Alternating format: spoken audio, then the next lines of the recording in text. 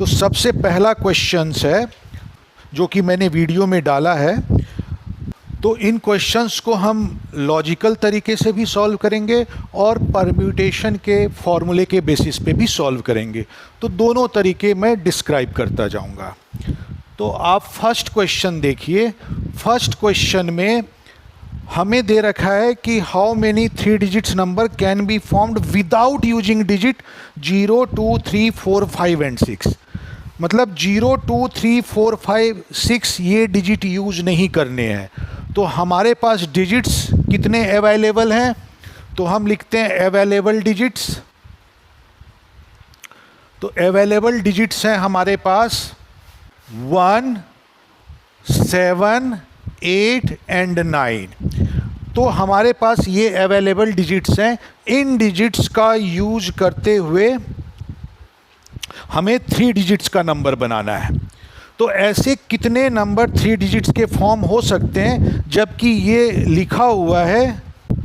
तो इसमें first case में जो है हमें डिजिट्स रिपीट नहीं करना है, हम एक डिजिट को 2 बार यूज नहीं कर सकते हैं। तो ऐसे केस में 3 डिजिट के नंबर कितने बनेंगे।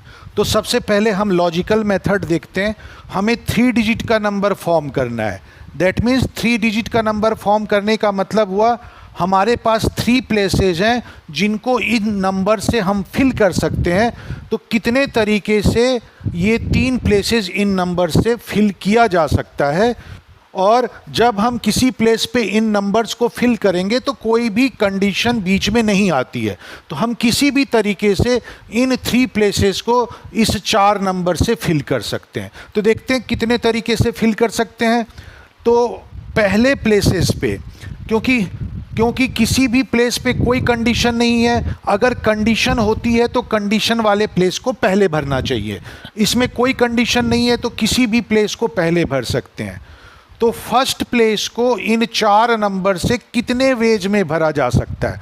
तो first place can be filled by these 4 numbers by 4 ways. चारों में से कोई भी आ सकता है। तो पहले प्लेस को भरने के हमारे पास 4 तरीके हो गए। अच्छा, अब एक नंबर यहाँ पे आ चुका होगा, इन चारों में से कोई एक नंबर यहाँ आ चुका होगा। तो अब हमारे पास बचेंगे 3 नंबर, क्योंकि हम डिजिट रिपीट नहीं कर सकते। तो जो डिजिट लेफ्ट से पहले प्लेस पे हम भर चुके हैं अब वो आगे यूज नहीं हो सकता। तो क्योंकि एक डिजिट यूज हो चुका है तो हमारे पास 3 डिजिट्स बचेंगे। तो सेकंड प्लेस को भरने के लिए हमारे पास 3 डिजिट्स होंगे। तो therefore second place from the left can be filled by 3 ways. इसको भरने के 3 तरीके हो गए। अब 2 डिजिट हमने 2 प्लेसेस पे भर दिए हैं। तो लेफ्ट से थर्ड प्लेस को भरने के लिए हमारे पास 2 डिजिट बचेंगे। तो लेफ्ट से थर्ड प्लेस को 2 डिजिट से 2 वेज में भरा जा सकता है। Number of ways to fill third place from the left is 2। और जब इन 3 प्लेसेस पे नंबर भर देंगे तो वो हमारा एक 3 डिजिट का नंबर फॉर्म हो जाएगा। तो टोटल पॉसिबल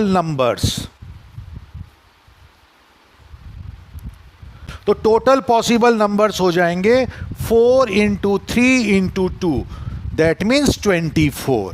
तो इन 4 नंबर का 3 प्लेसेस पे जितने तरीके से अरेंजमेंट हो सकता है, मतलब जितना परम्यूटेशन पॉसिबल है, वही टोटल पॉसिबल नंबर्स बनेंगे इसमें। तो हम ऐसे 24 नंबर्स ऑब्टेन कर सकते हैं इस 4 डिजिट से। अच्छा, अब इसी को अगर हमें फॉर्मूले के फॉर्म से फाइंड आउट करना है तो फॉर्मूले से कैसे करेंगे। तो हमारे पास परम्यूटेशन का, क्योंकि ये जो नंबर फॉर्मेशन होता है वो डिजिट्स का अरेंजमेंट होता है, मतलब डिजिट्स के जितने भी परम्यूटेशन पॉसिबल हैं वही total number of possible numbers होंगे। डिजिट्स के जितने परम्यूटेशन पॉसिबल है उतने ही नंबर ऑफ नंबर्स उन डिजिट से फॉर्म किए जा सकते हैं। तो basically formation of number digits का परम्यूटेशन है। तो इसको फॉर्मूला से कैसे सॉल्व करेंगे। तो फॉर्मूला हमारे पास होता है NPR, और R होता है number of objects to be permuted, number of objects to be arranged. जितने ऑब्जेक्ट्स को अरेंज करना होता है वो R होता है। तो इसमें देखेंगे N हमारे पास है 4, टोटल पॉसिबल डिजिट्स अवेलेबल है 4, क्योंकि हमें 3 डिजिट्स का नंबर फॉर्म करना है तो इसमें से कितने डिजिट यूज करने होंगे हमें 3, तो R हमारे पास हो जाएगा 3, तो देयरफॉर फॉर्मूला हो जाएगा हमारे पास टोटल परम्यूटेशन।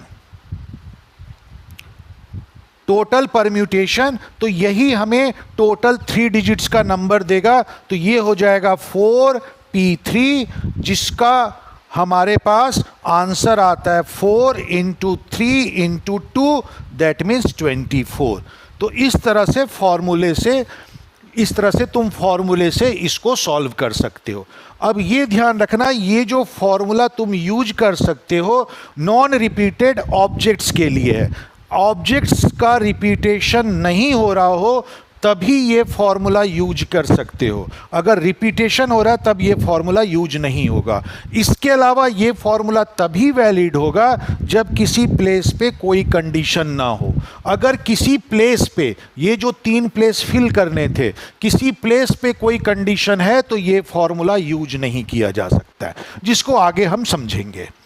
अब इसी में इसका दूसरा पार्ट है, बी पार्ट, उसमें क्या दे रखा है, इन्हीं डिजिट से हमें नंबर फॉर्म करना है, 3 डिजिट का नंबर फॉर्म करना है, लेकिन डिजिट्स रिपीट हो सकते हैं। मतलब एक प्लेस पे जो डिजिट भरा गया है वो दूसरे प्लेस पे भी भरा जा सकता है।